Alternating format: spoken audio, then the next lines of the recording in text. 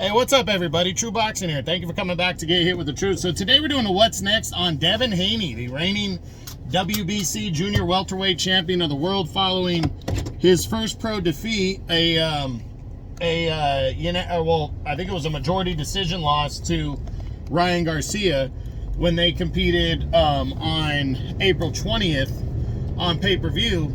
Ended up being the first loss of his career, but that's kind of up in the air now. And we'll discuss that in a minute. Now, before we get into all that, if you could smash the like button, leave a comment, or subscribe to the channel, I really do appreciate any and all support that I can get as I continue to build my channel here. So, you know, this one with Haney was an interesting fight. The loss, again, it's up in the air because Ryan tested positive for a banned substance. So now Ryan's probably going to have the B sample checked out. And if that comes back dirty as well, then it's likely that the fight with Devin gets changed to a no contest and Devin remains undefeated. Which would be a shame for boxing because, nobody wants to see that. But following that, I mean, the big question now is what's next for Devin Haney following this, controversial decision loss to Ryan Garcia, who missed weight. Let's not forget that either. So we're gonna run through the top 10, look at the top guys at 140, because Devin is probably staying at 140, and we'll go back to defending his belt. First, is a rematch on the table? I don't think so, because I don't think Ryan wants to make the weight of 140. But I think Devin would be open to fighting at a catch weight, moving up and fighting him at a catch weight. But I also think Devin wants to defend his title, and Ryan, I don't think, is going to entertain a rematch, which is a shame. Not right now, anyways. But now that the B sample, now that he's come up dirty, Ryan might say, hey, fuck that. I'm a clean fighter. I'll fight him again straight up. Everybody's clean on the up and up. He might just go for that, just to leave no doubt. And so I do think there's a possibility of a rematch for Devin Haney with Ryan Garcia. I do. Now, other guys, we look at Teofimo Lopez, the WBO champion. Obviously, I think this fight is a possibility. I think it's more likely if Turki Al-Sheikh comes into the mix in the Kingdom of Saudi Arabia to make a fight like this, because they're both big-name, undefeated fighters. Haney is currently with Matchroom. And Eddie Hearn, while Teofimo is with Bob Arum and Top Rank.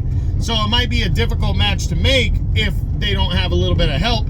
Right now, I'm leaning towards the less likely that this fight happens next, but I do think it's a possibility because they're both big names and they both want to fight each other. So I do think it's possible. Then there's Josh Taylor, the former undisputed champion. Well, Taylor's fighting Jack Catterall in a rematch at the end of this month. If Taylor's victorious, I know he wants to stay in the mix here. So I do think it's possible that Devin would fight Taylor, but I don't know how much that brings to Devin right now, especially if Teofimo beat Taylor last year, and Teofimo was pretty decisive. So even if Devin went in there outside of a knockout win over Taylor, I don't think it really does much for Devin. So I'm going to lean towards the less likely in this one, but I do think it's possible because Taylor does have a name. He's a former undisputed champ. Then there's Jack Catterall. This one I think is possible if Catterall beats Taylor. If Catterall beats Taylor and leaves no doubt in their rematch at the end of May, I think there's a decent chance Jack Catterall gets the nod against Devin Haney. Now, Catterall's not a big name, so Devin might want to go for somebody else with a bigger name. But I do think it's possible that Catterall could land this assignment, could land this big fight with Devin Haney for the title. Then there's Jose Ramirez. He's a Golden Boy guy. They're both with the Zone. He's a former unified champ. I think it's a good matchup for Devin to come back against. I have heard Ramirez's name linked to a possible showdown though with Ryan next, and we know Ramirez can make welterweight. So it's just it would depend on the mix there of what they're going for, but I definitely think Devin wouldn't mind getting a name like Ramirez on his resume. So I do think it's another possibility. Sandor Martin. This one might be the most likely just because he's a mandatory challenger. He's a #1 contender for Devin Haney right now. So Devin might want to just get him out of the way. Also, there's the incentive that if Devin decisively beats Sandor Martin, he one-ups Teofimo Lopez. You know, he can say, hey, look, I beat Martin's ass. You couldn't beat him, you know, convincingly. And that would really draw, you know, more to a potential showdown between those two later on down the road. Then there's Regis Prograis in a rematch. There's no need for a rematch. Devin dominated Regis in their first fight, so not seeing that one at all. Then there's Subriel Matias. This one's interesting. Matias is fighting Liam Paro next in June. If Matias beats Liam Paro, I do think the possibility of a unification bout with Devin is there, but Devin might make a mandatory first or tell, you know, him and Matias might have an agreement. Hey, we're both making mandatories next because Matias has Richardson Hitchens and Haney has Martin. Let's both make mandatories, and then we'll fight each other to unify belts at the beginning of 25.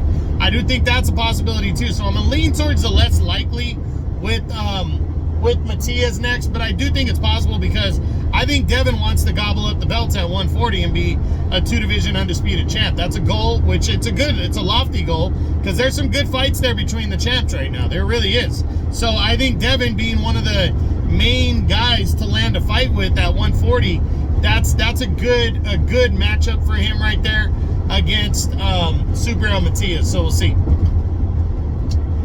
Then there's Arnold Barboza Jr., the current undefeated #1 ranked contender. You know, he didn't look good in his last fight on April 27th. Actually, no, on April 20th on the undercard of Devin. I think Devin saw that, and I think Devin's just going to shy away from that. Maybe allow Teofimo to make his mandatory against Barboza.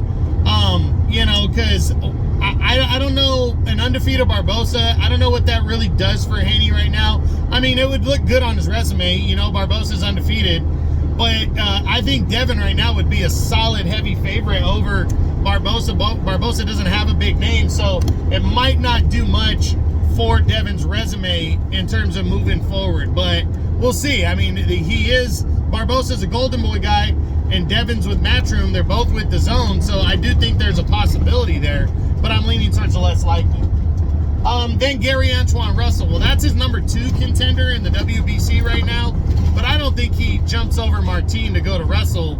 It's somewhat of a bad matchup. I mean, I don't know how Russell hasn't really done much to earn this fight altogether, so I don't think Devin would be like, you know, too intrigued right now to fight Russell. Some of the other guys, Richardson Hitchens is in line for the IBF belt and Matias, so I don't think this one's a possibility. Kenneth Sims is still on the rise, not a big enough name. Ishmael Barroso, he is a 40-year-old, but he's supposed to be in line to fight for the the WBA title. He keeps getting passed over. I mean, I don't think Devin would go after the fight, but you know, hey, he might be willing to give him an opportunity. With so many other good names, I'd say Devin stays away from it, even though I do like it. Nestor Bravo's not a big enough name. Rolly Romero got destroyed against Cruz.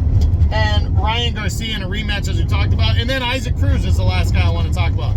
I mean, I wouldn't be surprised if Isaac Cruz got the nod here. You know, if they could fight each other. Cruz is fighting August 3rd, though, against Jose Valenzuela. And then we know he has a mandatory due at some point against Ishmael Barroso. And he's a PBC guy. So I'm leaning towards the less likely on that one. Now, you know, I really think it could be anybody for Devin. Devin's got the name now where people are going to want to fight him. There's a lot of DAZN options, you know, between Golden Boy and Matchroom. There's a lot of good options there. I do think the possibility of a unification with Subriel Matias is there. I think the possibility of a rematch with Ryan, even though it would be above 140, not for the title, I think that's there. I think Jose Ramirez, Jack Catterall are good, solid names that could be there. And I think the potential unification bout with Teofimo Lopez is there. So Ryan does have options. I mean, Devin does have options. And I think once this whole scenario with the the positive drug test on Ryan gets sorted out, and we see if a possibility of a rematch is there, I think Devin will start making his choices, and I think he'll want to get back in the ring sooner rather than later, is what I see with Devin Haney. So we'll see what happens, but that's it. That's what I got. That's my what's next on the on the reigning WBC Junior Welterweight Champion of the World at 140, Devin Haney, following his quote-unquote defeat for the time being to Ryan Garcia by a 12-round decision. I hope you enjoyed the video. If you did, smash the like button, leave a comment, or subscribe to the channel. I appreciate any and all support. This is True Boxing. You've been hit with the truth.